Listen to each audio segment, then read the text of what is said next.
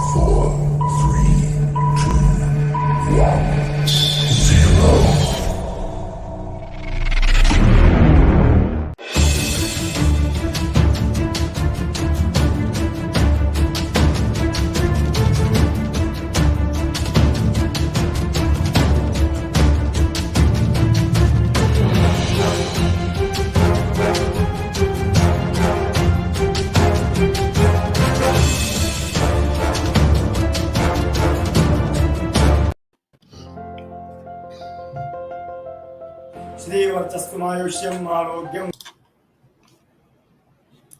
Hello everyone, here we are at the Global Empowerment Summit. I'm here with Isabella, and today we have an amazing day. This is the 5th week of the summit, and I'm really excited about having her here.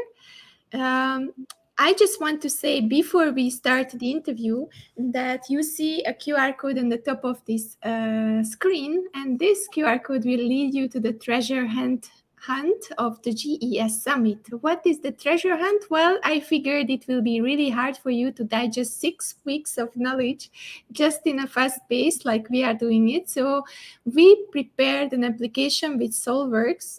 You see the company's name below me. They supported me and we created an application. And with the help of this application, what you can do is you can follow and rewatch and replay all the sessions, and you can give us feedbacks about how did you feel about the different sessions. You can give your aha moments. You can even do a selfie with the with the session when you're watching it and send it back to us, and you can collect points.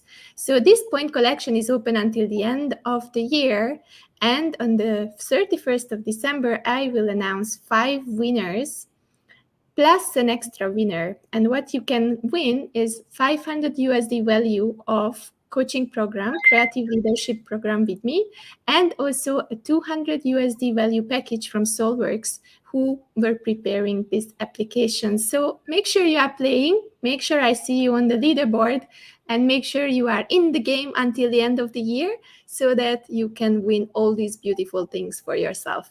So Isabella, after this little announcement, how are you today?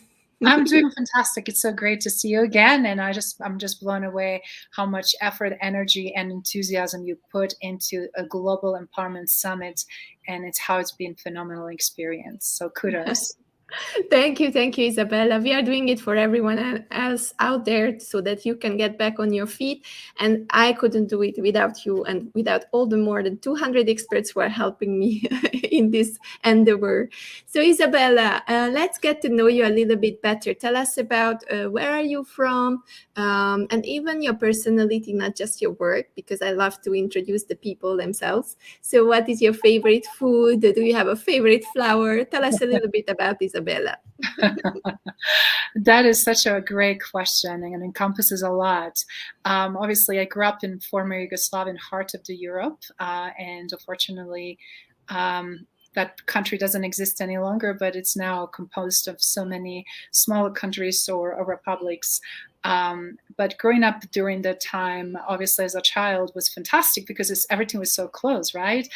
You could go from east to west to south, and just being exposed, obviously, to Adriatic coast, to beautiful Adriatic Sea, and neighbors, which are Italians and all the other neighboring countries, really influenced so much my taste in food. Obviously, loving Croatian cuisine, Mediterranean, healthy cuisine. That's what I grew up on. But then also, of course, experimenting with my favorite. That is a second favorite is Italian. So having chance to really mix and match these different palettes. And then, of course, with travel, having chance to really actually experiment Asian food. And I love Vietnamese because it's so healthy and light and very tasty and delicious. As well, Korean, I have to say, it's kind of hard.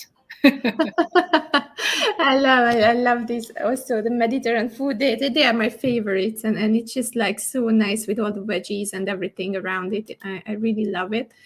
So Isabella, you are all about youth right now. So you told me that you are so passionate to help the youth to become the leaders of the future. Yes. Tell me a little bit about this. Why are you so passionate about it? How did you come to this passion, and what do you do to support the youth? That is a fantastic question again. And obviously, as someone who experienced early on as a young adult, actually as a youth, before even I became of fully consider as adult, but before 21, obviously, I experienced some really interesting challenges and also amazing opportunities. I remember being so driven and motivated in school and sports and wanted to be Olympian, right? But then also I remember obstacles and challenges in issue and quickly depicting how often certain things that may be available for boys may not be available for girls, or how certain things culturally are much more tolerating different aspects of it for different gender than the other. So that early on really gave me a lot of things to really think through, right? And I was tomboy growing up. I used to love playing with the boys. So to me, it was just like, why can't we all do all of these things, and why we have to label it, right? So there was kind of first introduction and having some of my own growing pains, right? Because I realized how sometimes societal things and norms really do hinder us as we grow. And then obviously, since I could not be the Olympian, I wanted to be an educator, and I wanted to help youth to restore or keep as much as possible to preserve their dreams, and not to put a limitation, whatever that might be, and finding ways to be supported in that, right? So there was those early beginnings. And then as youth, as 17, 18 years old, experiencing atrocities during the Balkan War, and being then fully on your own in different countries and trying to figure it out next steps in life and deal with magnitude of obstacles that even adults cannot handle, or let alone recover from it, right? I was fortunate that what I learned early on from my family, specifically from my grandma and my dad, was phenomenal foundation that really helped me. And I realized that not everybody have that opportunity. Not everybody had a healthy, loving, caring, supportive home and environment where we could truly thrive. I was Curious George. I would be asking a million questions when I was younger. I was so into books. I remember reading ahead of my generation at least 4 or 5 grades. I remember stealing books from my older brother and older sister. I remember my mom was always buying us books in our private library. Every holiday, every occasion she will get. And I really realized it's a bigger, greater world outside, right? And then I have to say, encountering refugees and first refugee camps through former Yugoslavia, and seeing how youth is struggling to express themselves, to find themselves, and to build new identity. When everything is taken away from you, you really struggle who you are, what you're all about. And it's interesting, if you're not clear who you are about at that time, whatever might be the scenario, situation, the new identity is given to you, either you identify with that or not. Identity to be a refugee, or identity to be seen one ethnic group versus the other, or whatever might be the reason. And then finally getting to Sweden, I remember working with global groups with refugees from all over the world. And I remember having this opportunity as an educator. They asked me, Isabella, could you work with the refugees and help us out so that we can bring different groups together? And the first thing I remember, struggle of younger children, which I knew how to do effectively. But the youth struggled the most because I felt like they were left out in so many ways. And as a result, they were creating a lot of clashing from all these different cultures that are so dramatically different in style and costume and approaches and living, right? With specifically Swedish culture. So I came up with a plan. I remember how, instead of distraction and all this tension and all these issues, that we create opportunity actually for all these youths from all over the world, including Swedish youth, to come together. So I remember funding and creating program in evening dancing, which you will love as a dancer yourself, because it's like when you have a tons of energy and your energy needs to go somewhere, right? We want to direct that energy in something that everybody can resonate. And we formed a group. We had a professional drummers and guitar players, and it was so amazing to see like people coming with their talents. And then we had a disco nights, but we also had these competitions and different styles of the dances. So what we did is we honored the cultures from all over the world with their traditions, and was so beautiful because not only brought us together, we didn't focus what is differentiating us and what is the difference, but what we have in common. And when we focus on that positivity and excitement and inclusion and level of that diversity so we can learn from each other, magic start happening. Crime, conflicts, all these issues that we've been told that are going on and there's going to be impossible, it's going to fail, actually succeeded to the point that they're like, why we didn't talk about this sooner, right?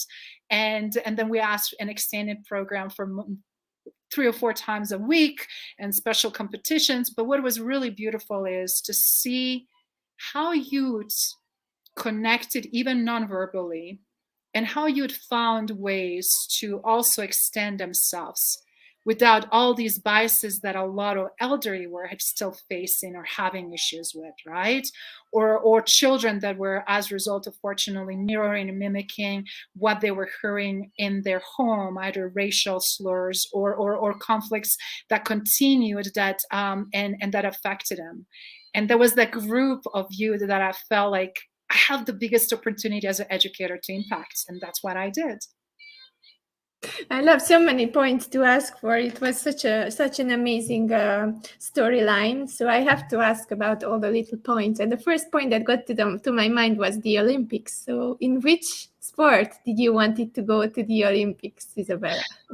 That was so funny because I was so little. I was very petite as a girl, and I was also, I remember like when I was staring at the TV, I was mesmerized. I wanted everything. I wanted skiing, but what was so funny, I was so mesmerized by ski jumping because I was like so in imagination and seeing them fly down. I was like, this is super cool.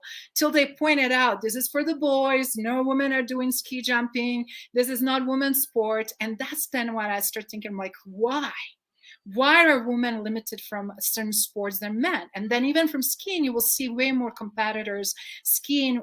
At that time was still a fair amount of women, but let's say ice skating was more like what they expected women will do. They will not be doing bobsledding. They will not be doing some much more aggressive sports perceived, like hockey or whatever might be the case. And that's where I start really seeing like why we're making these rules. I challenge with a million questions, but in the same time, ultimately, yes, I would love to be a skier, right? And that is because growing up, having not only opportunity around Olympic mountains around Sarajevo and just the beautiful, majestic slopes, but also my grandfather's ranch and beautiful area, the untouched nature, that I explored. I just felt like this would be just great opportunity, right? Till you learn later on, and two things happen: Summer and Winter Olympics. Deep down in my heart, I was always absolutely gung-ho about tennis. And tennis would be, if I could prefer it, always that love, right? But because of influence where I grew up, made much more sense to really compete and train for the Winter Olympics or winter sports in general. But what I learned also how specialized sports not only cost so much, you have to start early, you have to have a dedicated support. And when you don't have any of that, and when people don't share that excitement, before all the sports became even more so popular in recent years, you feel like you're on island, right? On your own. And there was one of those scenarios for me. That's beautiful. That's beautiful. How a little girl dreams and then tries to go after her dreams. Really, really nice. And now you are in a ski resort, right? Even closer. I was just telling Andrea, I'm living in a ski resort since last September. It's been over a year now. I actually, as soon we could get out of the Denver downtown when they gave us permission to come in this beautiful area of Summit County and Vail and mountains, I was I had a COVID, unfortunately. My last trip from Chicago previously for just a few days, I was for a week or close to 10 days in New York. And I think I picked up one of those first cases without even knowing what's going on, right? And it took me so long to recover. And one interesting thing for somebody who has always been fit and athletic and outgoing and living in such a healthy state and clean state, right, and having very healthy lifestyle, I had one of the worst experiences and long journey of recovery. So when resorts finally opened in June of last year, I was the first one to ask, can I come? What's open, what's available, so that I can really start getting better, because I knew intuitively, we have a dry air in Colorado, even though we have 4 seasons, and helps always with lungs and respiratory issues. And from some reason, my lungs were having such an allergy or agitation, I would not get rid of the cough that I had. And interesting thing is that this resort not only saved me the outdoors, the mountains, an opportunity to ski. I had the best skiing season last year because there was no many people around. I felt like I have resorts for myself, where it's only a few rooms or a few apartments, somebody's living in there or visiting. And what's so beautiful about it is when we look at things from different perspective. I never thought like I'm going to leave the heart of downtown in one of the nicest areas, where it's surrounded with beautiful galleries and museums and a mixed beautiful buildings, architecture, right, to say goodbye in heartbeat when it comes to your health, your well-being, and truly, honestly, survival. Beautiful. I'm just listening to you and I was imagining the slopes and the fresh air. And I remember when you go out in the morning, the first time when you are just like having that very, very beautiful thin air that you get when you are just waking up in a ski resort. It was a long time I haven't been there. So Isabella, let's go further with a bit more serious topic, which you talked about, refugees, which is also a problem here in Malaysia. And I really resonate with what you said, because here we also have a lot of problems with people who are just in a country, they cannot really do anything. So there are a lot of children where the parents has to work somewhere, and then the children are in little schools that volunteers are keeping up and they're educating them. So what do you think is the problem with this situation, or have you encountered any creative solution for people visiting one country, not having a status there, and how the children can keep up their education? Have you seen any positive outcome in any countries around the world while you were in this field? This is really relevant for on so many levels, and I cannot actually wait to share more about it. And thank you for asking that important question. For everybody watching and listening, what happens is when I finally immigrated to the United States and proved my refugee status, I came as a refugee, actually. I was young adult at that time. I had to go through process, not only emotionally, mentally, physically, to go through to prove that, and then to arrive, and then quickly bounce. And now, granted, think about it, I lived in one country, and then I'm being after the living in 4 on my own to move into 5th, and all of them had different languages. Actually, Austria and Germany had the same language, different dialect, slightly different dialect, but everything else was spoken different language. So not only you have a huge cultural shock, the level how people accept or resonate towards the word refugee, the labeling, the stigma, the issues. So then I arrived to the United States, and I remember, and the reason I want to share this piece of information, when I was interviewed by consulate in Vienna, when they asked me, why you, Isabella, why want to, so badly come in? And at that time, my English was broken. I learned so much words and understanding of the words through MTV, through music. But what's so interesting, when I needed to put sentences together, I will still tell them, even though there might be some grammatical errors, I was so determined that I'm going to speak without using an interpreter, because was also drive the passion, and I wanted to show that I am serious. And that was one of the key reasons also what granted me the status, and what I'm being told, Isabella, we wish you American dream. You're perfect for it because you choose to speak on your own, to push yourself further, and you're going to do fantastic and phenomenally well. So fast forward, I started working in corporate America, and then before I knew it, I was asked from organization that is being funded and formed. It is called Rocky Mountain Survivor Center, when it was working with survivors from all over the world. Initially started with survivors from former Yugoslavia. Not only I knew of the language, I already had a refugee experience, but also educational background. So they were like, Isabella, we need you on so many levels, and we're going to have more and more refugees coming from other countries. And before we knew it, center became so international for Colorado, for school system, where we had easily over 120 countries represented. And then I became indoctrinated not only to help survivors that have survived war trauma, genocide, torture, human trafficking, rape victims. There was different age groups. There was a plethora of such a distinct cultural issues, in addition to linguistical, right? So then before I knew it, I was speaking and involved in educational system and social services, in legal system. And I remember how all of those highly regulated disciplines are supposed to offer and provide something, or when it's too late that others have to deal with because they don't understand the country's rules, the policies, or whatever, or they're not assimilated because of level of trauma. So everybody had a different journey. And reason I'm sharing all of this is for people in Malaysia right now, for people in Europe, with landscapes that is changing everywhere. I want to, first of all, for everybody to understand how refugees are created. There are never any single refugee that will say, I want to be a refugee. No person on the planet Earth wants to be a refugee.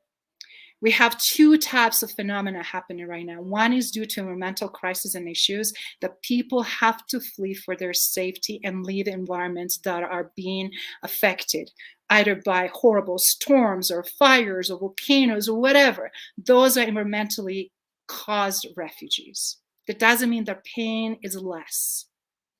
And then we have refugees for centuries and centuries that are created to hugely misconduct and misbehavior by humans and how we treat each other through the wars, through oppression, to horrible abuses, and in order for the power play. And to see the level and magnitude, how much is going on right now, and that we're still not learning from history, and we're still ignoring issues, and then yet hating those refugees that have fled their countries with hopes to find safety, to find a peace, to be integrated in the new society, and then being segregated and barely given chance and opportunity to be educated or to assimilate very well with the culture, to get equal chance and opportunity for jobs. So many countries prevent them from working, and then they pity them for it. Yet they're smart, capable people, like in their own countries. And it's that power play, who is having upper hand, who is more valued, who is not. And seeing all of that, that is so heartbreaking, because Andre, I have to say, I was voice for the voiceless for a long, long time. And I remember when people will thank me and hug me because they knew when I speak, I don't speak just on behalf of myself. I spoke on their behalf, because they were so traumatized. They were never able to recover. Some of them never will. Some people don't realize, because just because you don't see visibly wounds, that doesn't mean they don't exist. And a lot of times we're seeing right now huge issue just around the pandemic. People that are crippled, they're not refugees. They build strength, resilience. But the guys who never experienced any hardship, losing their mind and mistreating others because they don't know how to adapt when some things are not going their way. And I think we have so much to learn from the refugees. We have so many opportunities to really sit down and have these powerful conversations and ask these questions, because it's very interesting, Andrea, when you look at my LinkedIn profile, when you look at my pedigree, people never will connect those two things together. And ironically, they will say a lot of things without even knowing who I am and what I'm all about. And it's so interesting that even now I'm advocating in so many different ways to take away those stigmas, and then how I would be different. But it's like, Isabel, but you don't fit the bill. You don't fit the stereotype. But what is the stereotype? And why we still have these stereotypes? So back to your beautiful colleagues and friends and community members in Malaysia. Malaysia is economically booming. I think it's opportunity for everybody to thrive. And I also think it's such a power in diversity, not in just a general sense, but in true sense of leveraging people's knowledge, information, experiences, and life capacity to deal with this. If we listen to refugees, they're so resourceful. How to handle crisis, how to engage with crisis, what to anticipate, what is coming next. I am constantly asked, Isabella, what did you do that helped you not only survive, to escape, and then thrive, and then also help others? What did you have to do? Because we're feeling like right now we're experiencing this and we don't know the answers. And we're not refugees. We're just regular Americans who are losing our mind because unemployment, COVID, debt, restrictions, whatever might be the scenarios. And that is, I think, that's hidden gift. And what I would suggest for them is to create opportunity to advocate for themselves, because sadly, nobody else will. And more we advocate for each other and create platforms like you're creating here, or avenues in the cities where we have control and conversation around decision makers to really improve certain things and have specific ask. And you know what's sad, Andrea? I've been sitting at head of boards of directors in my nonprofit and many others that I witnessed over the decades. And I'm seeing common pattern. Refugees are not represented in decision-making around the refugee issues. What is wrong in that picture? If you want to solve the problem about how it's to be American and trying to do it from the Chinese perspective or Malaysian or whatever perspective, will be ridiculous, right? And will not be accepted and seen of the value, because we don't know what is to be American. So how can we solve the problem by ignoring the group of people without ever asking for them for what they need, what they see that they need, and then create sense of urgency? Because that is also a great talent to help to restore or build a country. That is a great talent to make it flourish the economy. That is a great talent to allow it to integrate. And those people should be treated equally. And sadly, they're not. And that is heartbreaking. It is. I am so with you on this. I really resonate with your message. I was talking to some kids from a school here that volunteer teachers are running for Myanmar refugees, and it's just I could learn so much from those kids when they were talking, because they were in a life-threatening situation. And honestly, the girl was talking about coming with a van to Malaysia, and being so many people in the van that they were on the top of each other. And she made fun of the situation. How can I say this? She was positive about the situation still, despite the hurdles, the pain and everything. And she was so happy to have a school that is supporting her. And she was such a clever girl experiencing this. And then I'm just thinking, like, guys, you should just be there for a few seconds and experience and see the perspective, how it can be to be like so candid in a van and coming from a country to another, not knowing what's happening. And then you have to still keep smiling. Yes. And just this act alone would teach the people so much about resilience and about what life is about, right, Isabella?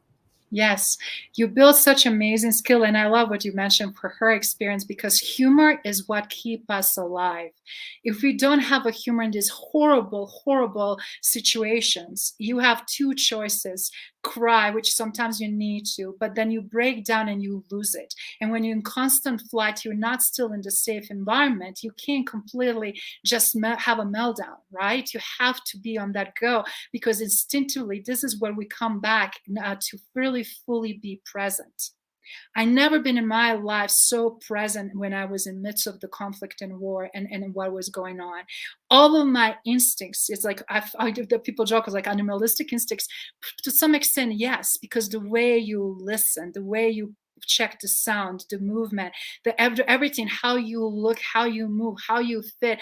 It's things that you don't even like subconscious. Like, how do I know if the bus is being, because one of the escapes I had with the bus with sick and elderly people. And it's interesting because what we're talking about right now, it's converting into not only into documentary, which we're working on so that we can shed the light, how that looks like from the refugee standpoint, but also full feature film, which I will hopefully have a more to disclose very soon, because exactly for these reasons. But what I'm saying is, young person who is separated from parents, who witnessed loss of the father or loss of relatives just because they helped you to escape, or they were involved in the process of helping you to escape, the guilt, the survival. Then also my scenario, I had a dying, my sister would not survive if I didn't took her when I took her outside. She had complications from diabetes. She didn't have enough of insulin. Her health was deteriorating. And on top of it, all this inhumane stuff going on around you. But it's interesting when you don't pay attention anymore, why is this happening? Because there was never anyway my attitude, but then it's like, what is my mission? What is my goal? And just that goal, nothing else matters, right? And it's so interesting when you're so laser focused, and when you are seeing the progress and how you operate. It's something that truly helps you skill sets wise for life. And you spot on not just resilience, but also connecting with other human beings, but also understanding true sense of danger versus perceived fear, understanding where people are, why they're resenting the change and what is going on. And then also how to really be that positive conduit in the horrible negative situation. And you spot on.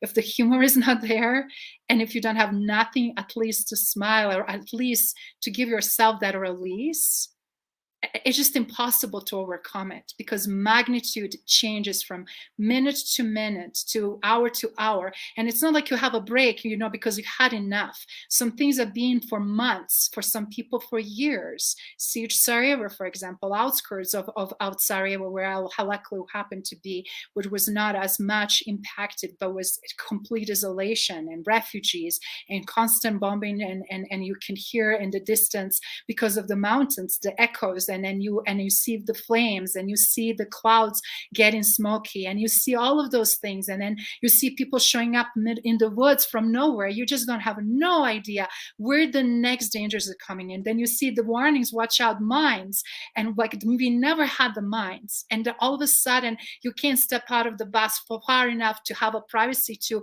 release yourself for hours and hours in a bus without a chance to move, let alone to do anything else, because drivers telling you, watch out, mines are there, we don't know exactly, and we don't want you to find it because you're killed.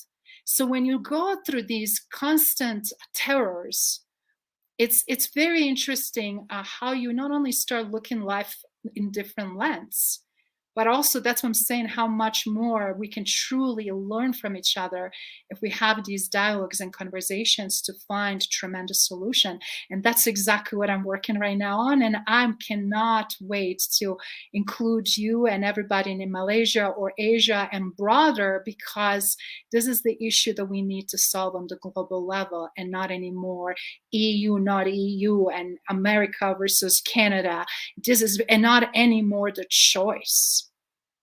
And we got here because political issues, because we created a lot of those scenarios and issues. Now we have to, as a leaders, take a responsibility. I don't care who did what administration. Right now we have to deal with it. We can't ignore it. We can't blame anybody, and we cannot just roll it off and say it's somebody else's problem. But also, we cannot discriminate. We cannot torture, continue to abuse those people. How many of those people abuse as cheap labor or not paid labor just so that they can eat? Why we're doing this to one another? Why do we feel that we need to completely destroy another human being in order to secure safety and quality of life that we want? It's not necessary. It's not. We have plenty of resources that can prevent and stop completely hunger. We have resources that can really help with infrastructure and quality of life for everyone. Why we still feel like we need to be superpower and overpowering each other? It's shocking to me. And that is also an area that I hope that we can change, where we can truly understand how we can actually learn where the best innovators are coming from, where the best technical people. Like when you look at from all of these landscapes of country, every country has amazing, precious, not only resources environmentally, but resources in human capital that are not capitalized, and that is unfortunate.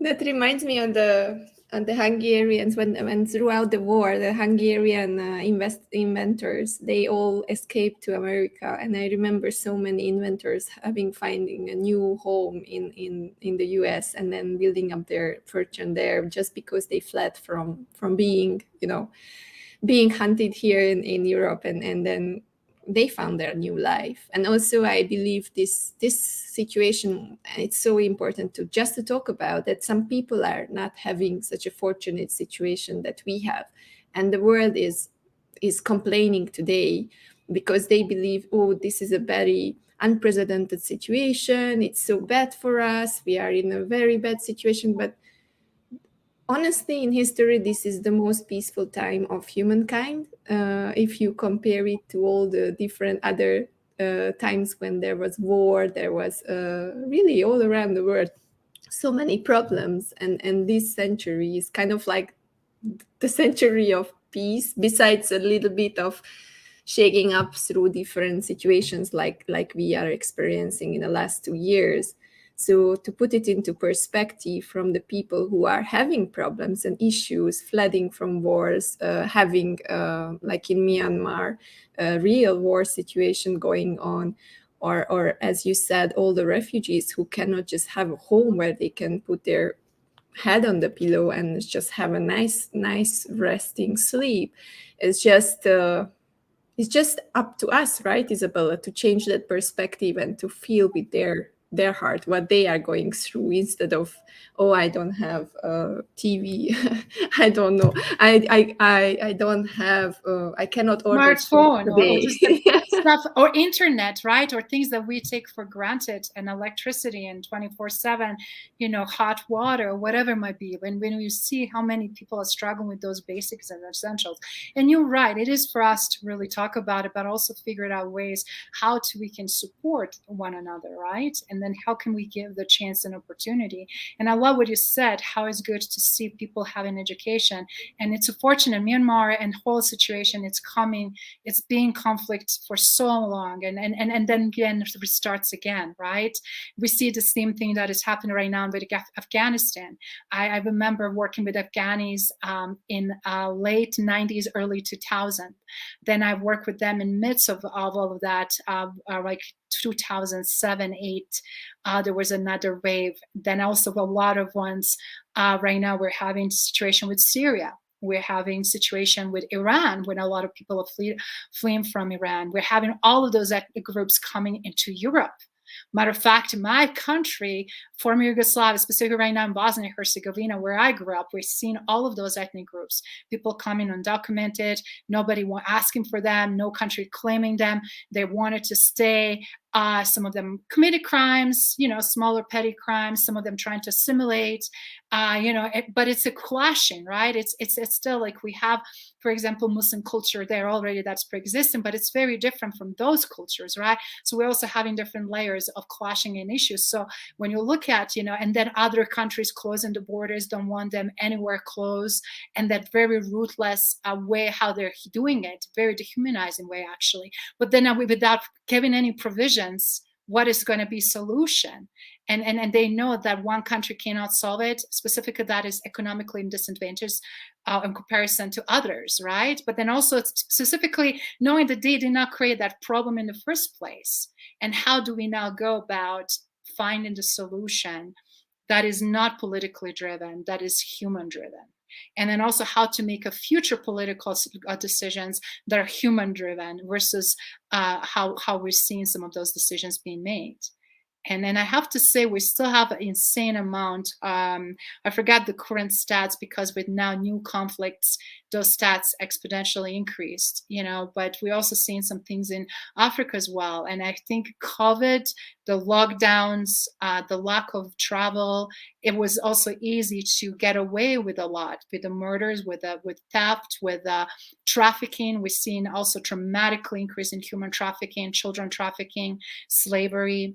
And so many symptoms, even just in the United States, let alone in other countries. So knowing all of that, being involved with a lot of programs and working behind the scene, right now I'm coming and having come back where I'm going to be more in front of the scene with the documentary, with the different tools and progressive governments and NGOs that are not corrupted, that truly are there for the right reason. Those are the dialogues that we are creating and disrupting, and not only status quo or prioritization. That cannot wait any longer, right?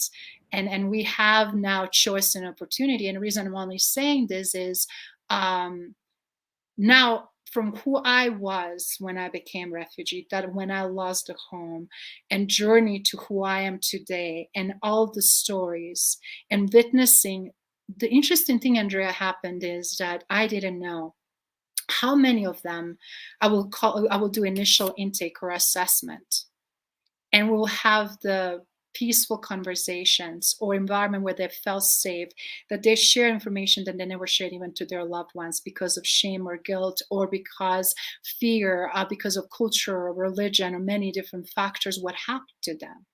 But also how many of them shared the profound stories, and those tapestries of the stories, it's something actually that should be cherished.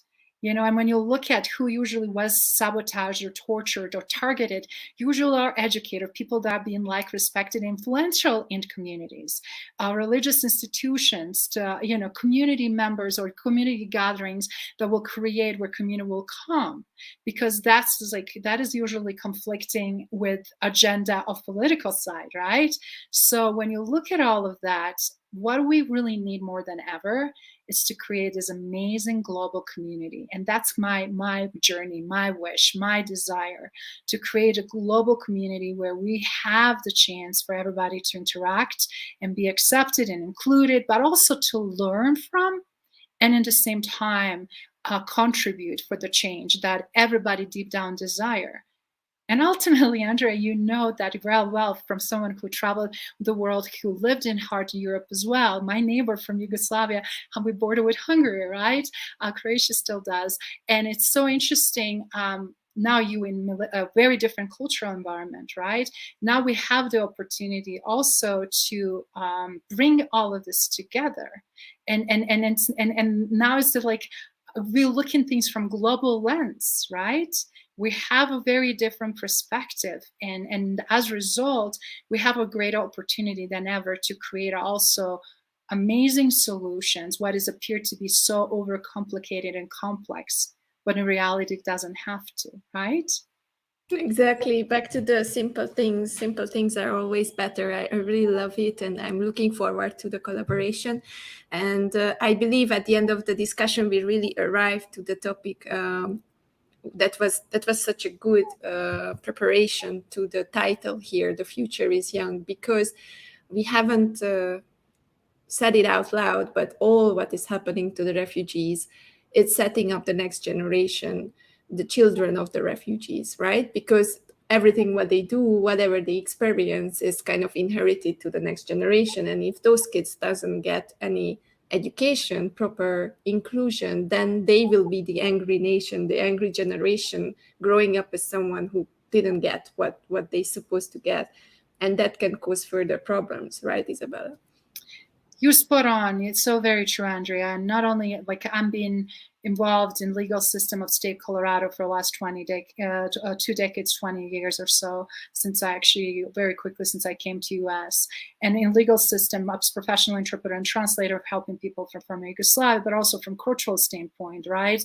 Cross-culturally and working with other groups and whatnot. And it's when you see people having issue in school, when you see young adults because they're having issues at home, when you see people, the way they're raised and brought up in country with a lot of opportunities. But if you not changing and adopting, and you constantly now serving, helping your parents who are actually now children and teenagers becoming adults, not because only linguistically, but because they understand system better than their own parents. We're seeing a lot of exchange in roles, right? But we also see a lot of suffering. And you're right, like some that really invested, that were better and easier to adopt, they were able to push their children so they could finish colleges and then now have more stable jobs, and as a result, marriages, children, and much more stable family unit. But when you see any type of crisis, like September 11th, I remember refugees were hit and targeted the most, and they had so much re-traumatization going on.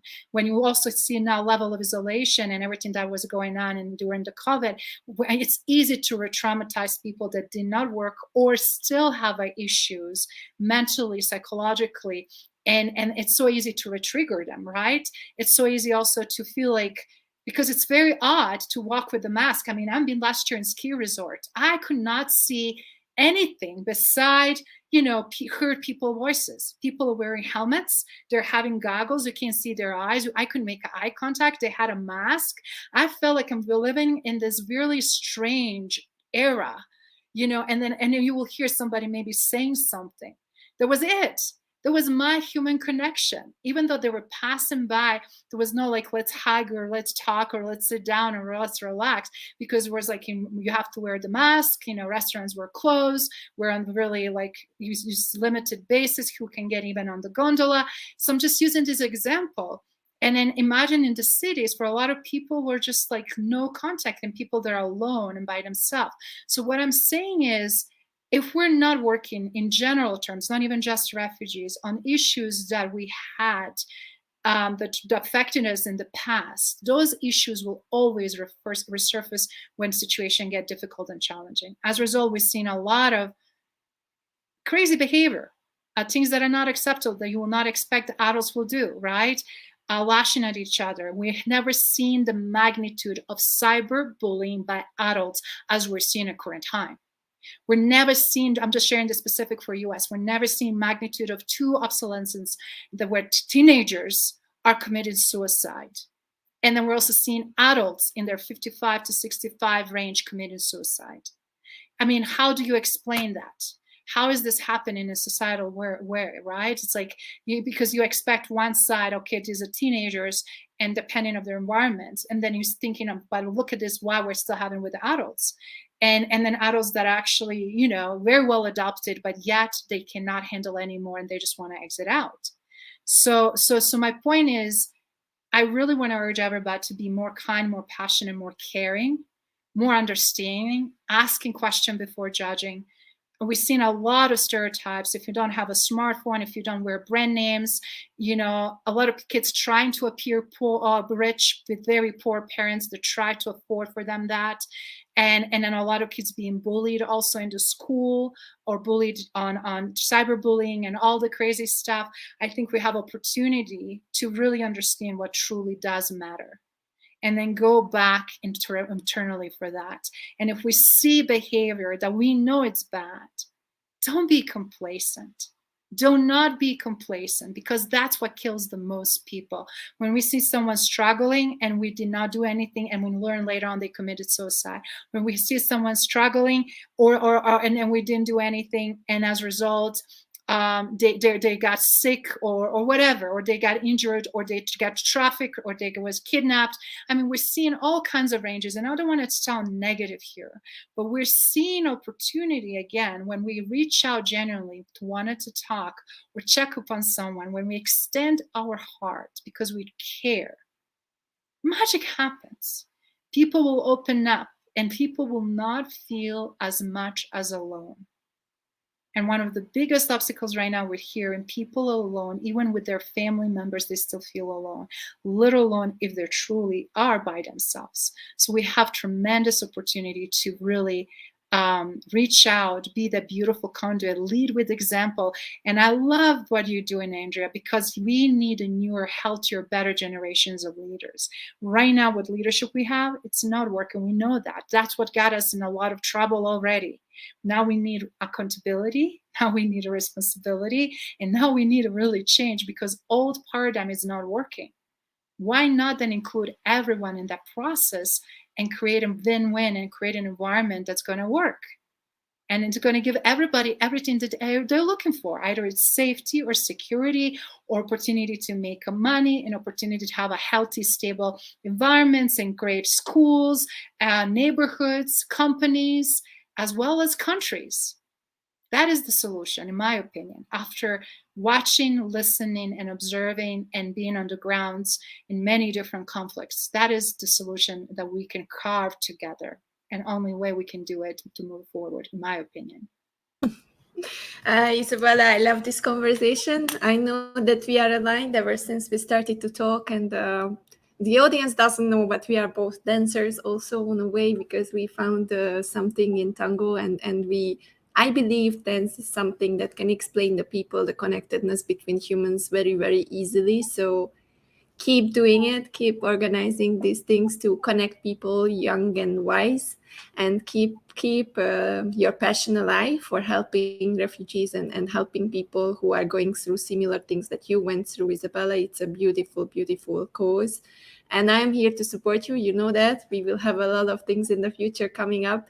And I'm really enjoyed our conversation. And thank you for Sinfong and Jack, who were listening and being here throughout this sharing of Isabella.